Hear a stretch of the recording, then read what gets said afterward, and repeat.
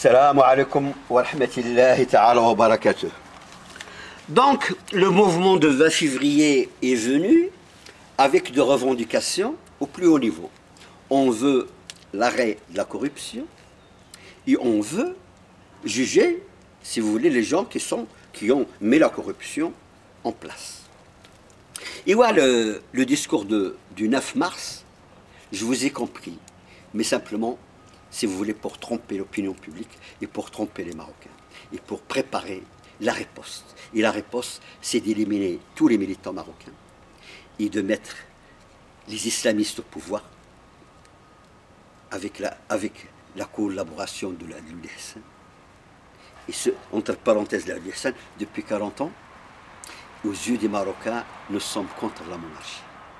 Et le moment où la monarchie a besoin de l'UDSN est venue pour sauver la monarchie, si vous voulez, d'une révolution.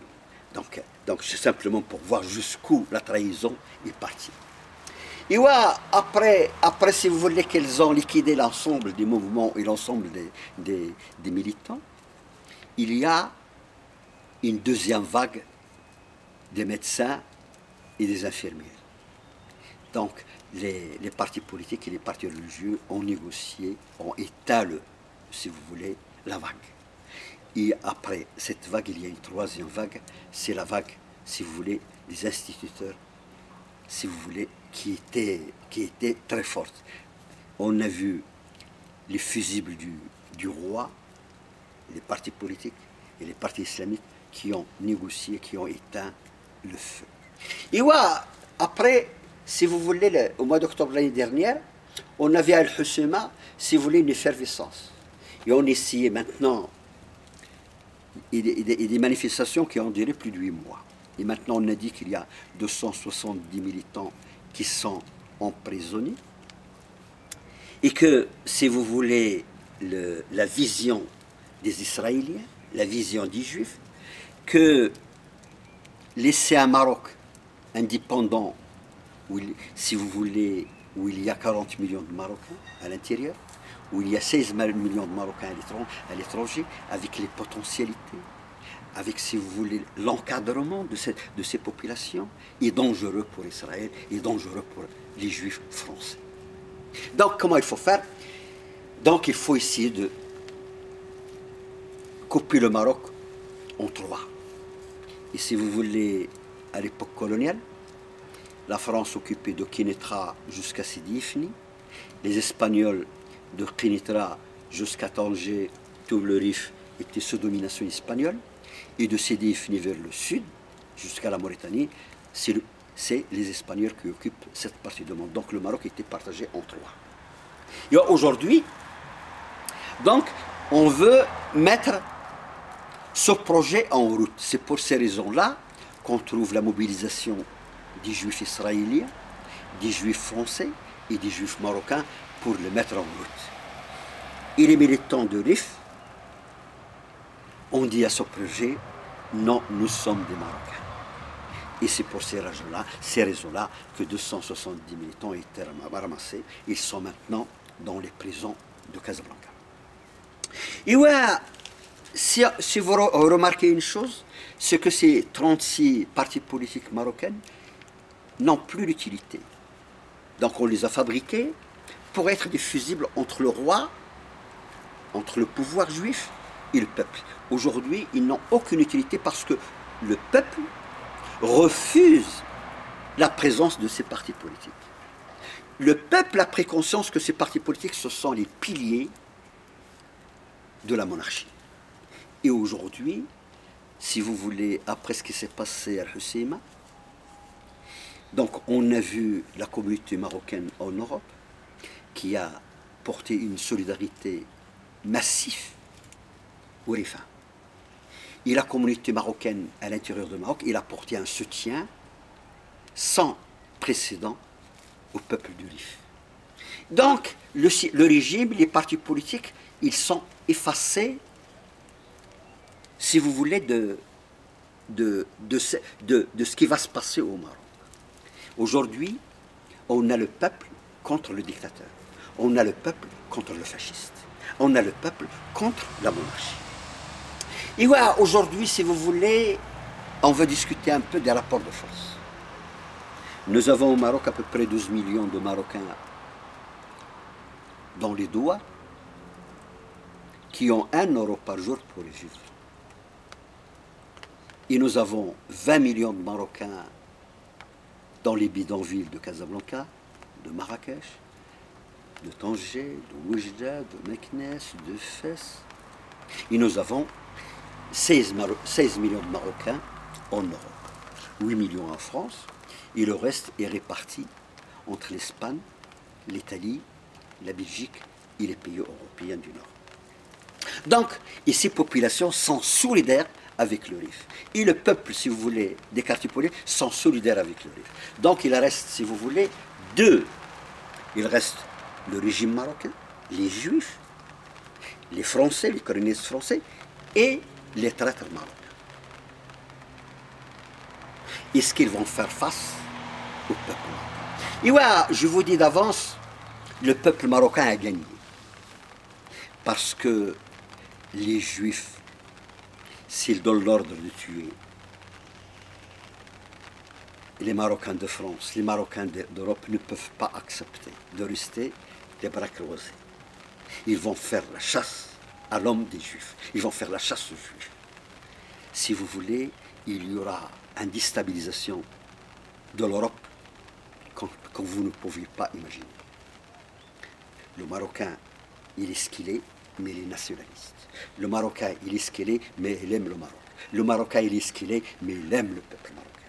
Donc, je dis aux Juifs, vous pouviez comploter, vous pouviez faire des raisonnements de dire on va faire, mais la réalité, c'est que vous n'avez, contre le peuple marocain, vous ne pouviez rien faire, vous êtes obligé de partir, et le peuple marocain va trouver son indépendance. Par contre, aujourd'hui, comme je l'ai dit il y a une dizaine d'années, je m'adresse aux traîtres marocains.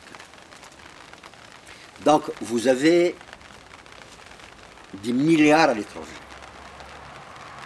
Vous avez mis vos enfants à l'étranger, comme les Juifs, parce que les Juifs, leurs enfants à l'étranger, ils sont célibataires au Maroc, ou bien avec les prostituées, parce qu'ils ont peur du peuple marocain. J'ai dit, le Maroc va à l'indépendance. Vous avez trahi le peuple marocain.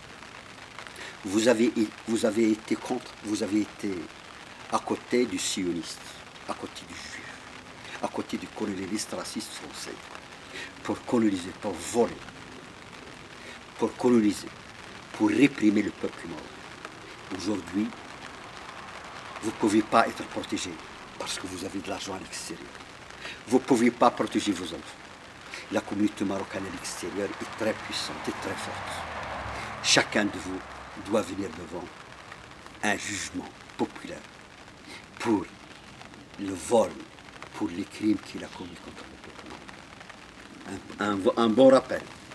Je rappelle qu'en 1964, 700 000 Algériens Harka ont été tués par le peuple algérien. Il y avait 300 000 Harkis algériens qui sont arrivés en France. Ils ont vécu 60 ans comme des chiens. Donc, si nous, simplement la différence entre les Algériens de l'époque, c'est que les Algériens de l'époque, ils savent ni les réitérer. Ils ont trahi le peuple algérien. Par contre, vous êtes dans des écoles, vous êtes cultivés et vous avez trahi le peuple marocain. Je repars pour dire à tous les Marocains, préparez-vous, nous allons vers une vraie révolution qui va mettre fin au pouvoir des Juifs, qui va mettre fin au pouvoir des colonialistes racistes français et qui va mettre fin au vol de richesses. Et je veux simplement revenir sur les richesses. Lorsque on voit l'élite marocaine dans son ensemble, des docteurs, des professeurs, des scientifiques, tu leur dis, en 1962, le Mehdi Ben Barka, dans une lettre au roi du Maroc, il a dit, la chance du Maroc, c'est son phosphate. On peut construire des hôpitaux, on peut construire des écoles, on peut fermer des cadres.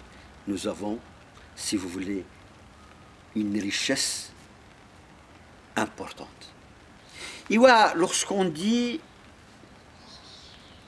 à ces docteurs marocains, c'est tout cet argent du phosphate qu'on produit et qu'on vend à l'étranger depuis plus de 100 ans. Est-ce que vous savez où il y a l'argent de cette... en devise, l'argent du phosphate? Ils disent, non, on ne nous a pas appris ça à l'école. Est-ce que vous savez où il est parti l'argent de l'or? Parce qu'on a beaucoup d'or au Maroc. Ils ne savent pas cet argent où il est parti. Est-ce que vous savez où il y a l'argent des minerais d'argent? Ils ne savent pas où il... Est-ce que vous savez où il est parti l'argent, si vous voulez, des agrumes? On vend partout au Maroc, partout dans le monde. Si vous voulez, les pommes de terre, les tomates marocaines, tout. Cet argent, ils ne savent pas. Et lorsqu'on dit, il y a entre 30 et 40 milliards de devises qui sont envoyées par les travailleurs marocains en Europe. Il est parti, ils ne savent pas.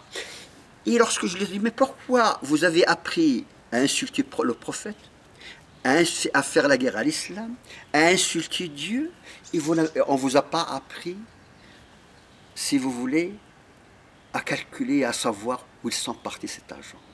Et voilà, si vous voulez, on a fabriqué des gens, on les appelle des docteurs, des médecins, des ingénieurs, tout ça, mais au niveau économique, ils sont des ânes. Réveillez-vous le peuple marocain, et on va faire une révolution, le système de l'Mkhzen est fini. Vive la révolution du peuple marocain, vive le peuple marocain. Allah, Allah.